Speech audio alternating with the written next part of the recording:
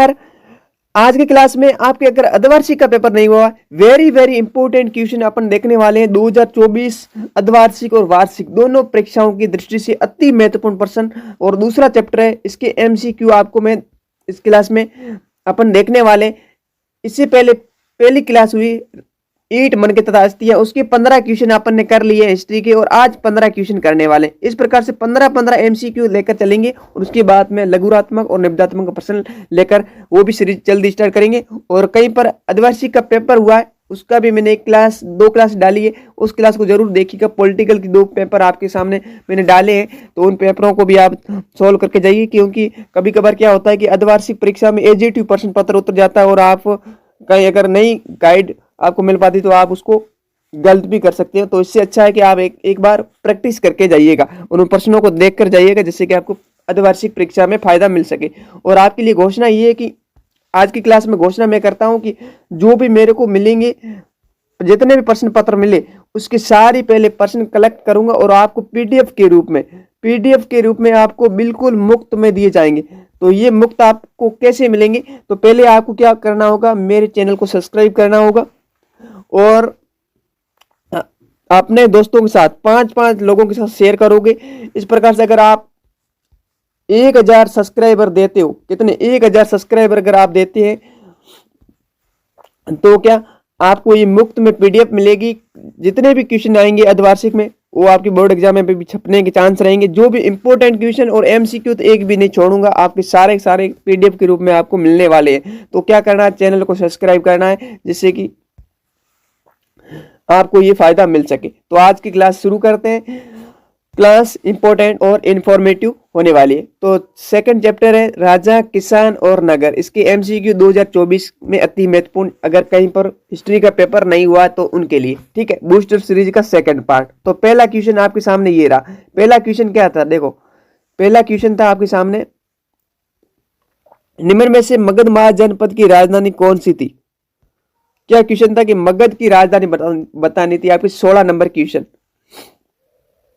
तो वो है आपके ए ऑप्शन है, क्या आप कांसी थी क्या, तो आप कहेंगे कांसी पता नहीं, हो सकती है, कंफ्यूजन है। तो उसके बाद में बी ऑप्शन क्या है, बी ऑप्शन है आपका अंग, सी ऑप्शन है आपका अवंती और डी ऑप्शन है आपका राजगिरे। क्या ऑप्शन आपने चूज किया? मैं समझता हूं सही और सटीक चूज किया का वो है ऑप्शन नंबर आपका ए, सॉरी डी। कौन सा? डी, राजगिरे। राजगिरे है वो मगध महाजनपद की राजधानी रही है, ठीक है। कौन सी? इसका उत्तर बताना है वो आपके मगध। क्या बताओगे? इसका Magadh. Next question 17 number. 17 number question क्या है, देखो 17 नंबर क्वेश्चन है, सर्वप्रथम सोने के सिक्के किसने चलाए, वह कब चलाए, ठीक है, वह कब चलाए, ठीक है, ये भी बताना था। तो क्या ए ऑप्शन है क्या मौर्य वंश के शासकों ने चलाए, या फिर गुप्त वंश, बी ऑप्शन, सी ऑप्शन आपके कुषाण वंश, डी ऑप्शन आपके सातवाहन वंश। तो आपने सही और सटीक सोच लिया होगा, वो है आपके ऑप्शन नंबर सी, यानी कुषाण वंश। कौन सा? कुषाण वंश ने सर्वप्रथम सोने के सिक्के चलाए। कब चलाए? प्रथम शताब्दी। कब? प्रथम शताब्दी। कब चलाए? प्रथम शताब्दी, ठीक है, ये भी ध्यान रखना। आगे बढ़ते हैं 18 नंबर क्वेश्चन। 18 नंबर क्वेश्चन क्या है, देखो 18 नंबर क्वेश्चन है आपके सामने कि अशोक के अभिलेखों को सर्वप्रथम किसने पढ़ा था। ए ऑप्शन है आपका जेम्स टोड, बी ऑप्शन है आपका जेम्स प्रिंसेप, सी ऑप्शन है आपका थॉमसन, डी ऑप्शन है इनमें से कोई नहीं। कौन सा उत्तर होगा? आपने सही सोचा होगा, अगर नहीं सोचा है तो इसका उत्तर है वो आपकी ऑप्शन नंबर बी, यानी जेम्स प्रिंसेप ने सर्वप्रथम जो अशोक के अभिलेख है उसको पढ़ने का काम किया। और कब पढ़ा? 1830 में। कब पढ़ा? 1830 में, ये भी ध्यान रखना। आपके लिए कुछ ये 15 नहीं, 15 के साथ 20 भी क्वेश्चन हो सकते हैं, इसके साथ और भी ऐड हो, जैसे कि 2-3 प्रश्न ऐड होते रहते हैं, ठीक है। अब है क्वेश्चन नंबर 18, सॉरी 19 नंबर। क्या क्वेश्चन है? क्वेश्चन को पहले रीड करते हैं सही तरीके से। अर्थशास्त्र के रचयिता कौन है? अर्थशास्त्र के रचयिता कौन है, क्वेश्चन है। तो पहला ऑप्शन है क्या मेगस्थनीज है, बी ऑप्शन आपका बाणभट्ट, सी ऑप्शन है आपका अरस्तु और डी ऑप्शन है आपका कौटिल्य। तो आपने अर्थशास्त्र के रचयिता है वो है आपके one and only option number D यानी कौटिल्य। और मेगस्थनीज की पुस्तक का नाम है इंडिका। ध्यान रखना, ये भी पूछा जा सकता है, इंडिका के पुस्तिका के लेखक कौन है? मेगास्थनीज है, मेगास्थनीज है, ठीक है, ध्यान रखना। आगे बढ़ते हैं क्वेश्चन नंबर 20। क्वेश्चन नंबर 20 है, किस मौर्य सम्राट ने धर्म की नीति अपनाई? Option number A Chandragupta Maurya, option number B Bindusara, option number C Ashoka और ऑप्शन नंबर डी आपके अकबर। ठीक है, क्या है उत्तर? वो उत्तर है आपका option number C. Option number C यानी अशोक ने धर्म की नीति अपनाई। और ये कब अपनाई? जब कलिंग पर आक्रमण इन्होंने किया। किस पर? कलिंग पर। कलिंग पर आक्रमण कब किया? 261 ईसा पूर्व। कब किया? 261 ईसा पूर्व। ये भी ध्यान रखना, प्रश्न आपके लिए छप सकता है कि कलिंग का युद्ध कब हुआ, तो 261 ईसा पूर्व। ठीक है, इसमें क्या हुआ कि खून रंजित को देखकर इन्होंने अपना मन को बदल दिया और इसकी जगह इन्होंने क्या किया? धर्म की नीति को अपने अंदर अपनाया। ठीक है, आगे क्वेश्चन नंबर आपका 21 क्वेश्चन नंबर क्या है कि मौर्य साम्राज्य का संस्थापक कौन था? ऑप्शन ए आपके Ashoka, option B Chandragupta Maurya, option C आपके बिंदुसार, ऑप्शन डी आपका समुद्रगुप्त मौर्य। तो आपके लिए खुशखबरी तो यही है कि आपको अगर किसी को नोट्स चाहिए, 2022 में मैंने नोट्स बनाए थे, उसमें मैंने स्कोर किया था 90+ का। तो मैंने किस प्रकार से रणनीति के साथ नोट्स के साथ पढ़ा। अगर आपको कोई नोट्स चाहिए तो आपको वही टास्क दे रहा हूं कि आप क्या करना है, मेरे चैनल को सब्सक्राइब करना है, जिससे कि आपको फायदा तो होगा ही, लेकिन आपको बिल्कुल ये नोट्स है, आपको बिल्कुल जितने भी मेरे पास मैंने जितने बनाए आपको बिल्कुल फ्री। आप कहोगे कि एक बार हमें रिव्यू दीजिए, तो इसका वीडियो भी आपको रिव्यू भी मिलेगा कि मैंने नोट्स किस प्रकार से बनाए, और आपको बिल्कुल फ्री में मिलने वाले। इसके लिए आपको कुछ भी चार्ज नहीं देना है। जितने भी चैप्टर के मेरे पास होंगे उतने आपको बिल्कुल फ्री दिए जाएंगे। और आप निश्चित रहिएगा, इस चैनल को थोड़ा सपोर्ट कीजिएगा। अगर आप इस चैनल को सपोर्ट करेंगे तो आपने ऐसे ही वीडियो आपके लिए लाते रहेंगे, ऐसे ही कंटेंट बनाते रहेंगे। ठीक है, 21 नंबर क्वेश्चन क्या है देखो। 21 नंबर क्वेश्चन है कि मौर्य साम्राज्य का संस्थापक कौन था? ऑप्शन ए आपके अशोक, ऑप्शन बी आपके चंद्रगुप्त मौर्य, ऑप्शन सी आपके बिंदुसार और ऑप्शन डी आपके समुद्रगुप्त। तो कौन सा है? सॉरी ऑप्शन है वो है आपके मौर्य साम्राज्य का संस्थापक है वो है आपके ऑप्शन नंबर आपका कौन सा? ऑप्शन नंबर आपका बी यानी चंद्रगुप्त मौर्य है, वो मौर्य साम्राज्य का संस्थापक है और इसकी स्थापना होती है 322 ईसा पूर्व। ठीक है, 322 ईसा पूर्व, ये भी ध्यान रखना।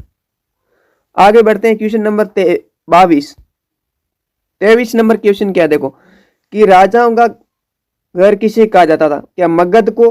B option Rajgriha, C option आपका मत्स्य और डी ऑप्शन आपका सूरसेन। किसको कहा जाता था वो बताना है। तो वो है आपकी option number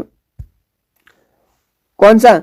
option number B यानी राजगृह को राजाओं का घर कहा जाता था। राजगृह घर क्यों? क्योंकि ये चारों ओर से पहाड़ियों से घिरा हुआ छत्र था। ठीक है, आगे बढ़ते हैं क्वेश्चन नंबर 23 नंबर क्वेश्चन क्या देखो। 23 नंबर क्वेश्चन है आपका 16 महाजनपदों में सबसे शक्तिशाली महाजनपद कौन सा था? इंपॉर्टेंट लगा दीजिए इस क्वेश्चन को, ये सारे इंपॉर्टेंट है क्योंकि ये विगत परीक्षाओं में पूछे गए प्रश्न है और बोर्ड परीक्षा में तो यही प्रश्न रूबरू आपको देखने को मिलेंगे। और बी ऑप्शन है आपका वज्जी, सी ऑप्शन है आपका मगध और डी ऑप्शन है आपका सूरसेन। तो इसका सही उत्तर है वो है आपका 16 महाजनपदों में सबसे शक्तिशाली महाजनपद था वो था आपके मगध। कौन सा था, क्यों था, ये भी प्रश्न आपको बड़े प्रश्नों में देखने को मिलेंगे। ठीक है, ऑप्शन नंबर सी इसका राइट। आगे बढ़ते हैं क्वेश्चन नंबर 24 नंबर क्वेश्चन क्या है देखो। अशोक ने धर्म प्रचार के लिए किस नीति से अधिकारियों की नियुक्ति की? ठीक है, तो वो है धम्म महामात्र, मतलब किस नीति नहीं किस अधिकारियों की नियुक्ति की, वो की धम्म महामात्र की नीति से। ठीक है, ये ध्यान रखना। 24वां क्वेश्चन है। 25 नंबर क्वेश्चन है आपका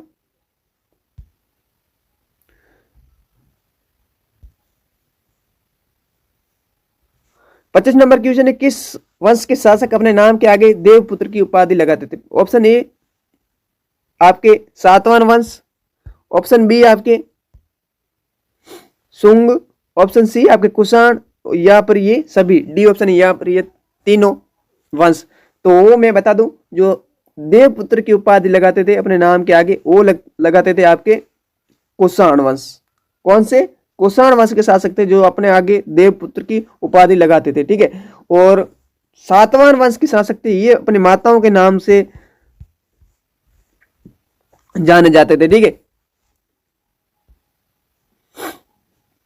आगे क्वेश्चन नंबर 26 क्या है कि आरंभिक भारत का प्रसिद्ध विधि ग्रंथ कौन सा है, ये बताना था। तो ऑप्शन देख लेते हैं। क्या विधि ग्रंथ जो प्रसिद्ध था? रामायण थी, A option, B option Mahabharata, C option आपके क्या मनुस्मृति, और डी ऑप्शन आपका भगवत गीता। कौन सा था तो प्रसिद्ध था? तो वो था आपके ऑप्शन नंबर सी, यानी मनुस्मृति। और मनुस्मृति किसकी रचना है? ये मनु द्वारा रचित है। किसके द्वारा? मनु द्वारा रचित है, ये भी ध्यान रखना। अब देखते हैं क्वेश्चन नंबर 27। क्लास को पूरी वॉच कीजिएगा, जिससे कि आपको बोर्ड एग्जाम में तो फायदा होगा, लेकिन अर्धवार्षिक जो वहां पर भी नहीं हुई है, हिस्ट्री का पेपर नहीं हुआ लगभग, तो अगर हुआ है तो मैंने व्हाट्सएप नंबर पर आपको बता दिए, तो उस पर आप मुझे सेंड कर दीजिएगा अपना पेपर, और उसका सोल्यूशन आपको मिलेगा। और आपसे गुजारिश रहेगी कि ज़्यादा से ज़्यादा शेयर करें इस वीडियो को, ठीक है। आगे बढ़ते हैं। ये सीरीज बूस्टर सीरीज आपके लिए बूस्टर का काम करेगी, आप देख लेना एग्जाम के समय, ठीक है। प्रयाग प्रस्तुति की रचना किसने की? तो पहला ऑप्शन है Bana Bhatta, Aryasena, B option, C option आपका मेगस्थनीज, या पर इनमें से कोई नहीं। तो प्रयाग प्रस्तुति रचना है वो कि आपके आर्यसेन ने किसने की? आर्यसेन ने की। और ये रचना किसके शासनकाल में की? तो ये की समुद्रगुप्त के शासनकाल में, समुद्रगुप्त। और इसकी भाषा क्या थी? तो भाषा इसकी थी, आपके लिख लीजिएगा, वो लिख लिए संस्कृत। यानी ये प्रयाग प्रस्तुति किस भाषा में लिखी गई? संस्कृत भाषा में। तो ये आपके 3 क्वेश्चन इसके साथ तैयार हो गए, ठीक है। आगे बढ़ते हैं क्वेश्चन नंबर 28 नंबर क्वेश्चन क्या देखो, यूनानी राजदूत मेगास्थनीज किसके दरबार में आया था? ए ऑप्शन है अशोक, बी ऑप्शन है आपका समुद्रगुप्त, सी ऑप्शन है आपका कुमारगुप्त, डी ऑप्शन है आपके चंद्रगुप्त। यानी यूनानी जो राजदूत मेगास्थनीज है वो किसके दरबार में आया था? तो वो है आपके कौन से? ऑप्शन नंबर आपका डी, यानी चंद्रगुप्त मौर्य के समय ये भारत आया था, ठीक है। कौन? मेगास्थनीज। जो इसकी पुस्तिका बता दी इंडिका, ये भी ध्यान रखना। आगे क्वेश्चन नंबर 29 क्या है कि किस शासक को भारत का नेपोलियन कहा जाता? ए ऑप्शन है आपका चंद्रगुप्त प्रथम, बी ऑप्शन है आपका समुद्रगुप्त को, सी ऑप्शन है आपका बिंदुसार को, डी ऑप्शन है आपका, सॉरी ये डी था ऑप्शन, सी डबल बार हो गया, ध्यान रखना, ठीक है। डी ऑप्शन था चंद्रगुप्त सेकंड को। तो भारत का जो नेपोलियन है वो कहा जाता है आपके किसको? वो कहा जाता है ऑप्शन नंबर बी, यानी समुद्रगुप्त को भारत का नेपोलियन कहा जाता है। तो आप कमेंट में बताओ कि विश्व का नेपोलियन किसे कहा जाता है, ये कमेंट करके बताओ, ठीक है। आगे 30 नंबर क्वेश्चन क्या है? आपके हर्ष चरित्र के लेखक कौन थे? ऑप्शन ए बाण भट्ट, ऑप्शन बी आपके हरिसेन, ऑप्शन सी आपके नागार्जुन, और ऑप्शन डी में दे रखा है, वो दे रखा बाण भट्ट, सॉरी बाण भट्ट नहीं है, आर्यभट्ट। कौन सा? आर्यभट्ट क्या ये है? तो इनमें से जो हर्षचरित्र के लेखक है वो है आपके बाण भट्ट, यानी ऑप्शन नंबर ए आपका सही है। यानी हर्षचरित्र के लेखक कौन है? और बाण भट्ट की एक और रचना है वो है कादंबरी। कौन सी? कादंबरी। ये भी ध्यान रखना कि किन्हीं 2 रचनाओं के नाम बताओ तो आप बता सकते हैं, हर्षचरित्र और कादंबरी ये 2 रचनाओं के लेखक है वो बाण भट्ट है, ठीक है, ये भी ध्यान रखना। और आर्यभट्ट की आर्यभट्टियम नामक ग्रंथ है, तो ये भी ध्यान रखना। हरिसेन की आपके प्रयाग प्रशस्ति। तो इस प्रकार से ये 30 क्वेश्चन से 2 चैप्टर आप कंप्लीट हो चुके हैं। कितने? 2 यानी अपन ने 30 क्वेश्चन कर लिए, और ऐसे करके अपन पूरे चैप्टर के लेने वाले इंपॉर्टेंट क्वेश्चन जो बोर्ड परीक्षा में बार बार पूछे जाते हैं। तो अभी तक आपने अगर चैनल को सब्सक्राइब नहीं किया है तो प्लीज़ चैनल को सब्सक्राइब कर सकते हैं, जिससे कि आपके लिए तो फ़ायदेमंद साबित होगी। आपके लिए 2 घोषणाएं उसका ज़रूर लुत्फ़ उठाइए, फ़ायदा उठाइए, क्योंकि ये थोड़ा सीमित समय के लिए रखेंगे। तो मिलते हैं नेक्स्ट क्लास में, तब तक के लिए जय हिंद, वंदे मातरम।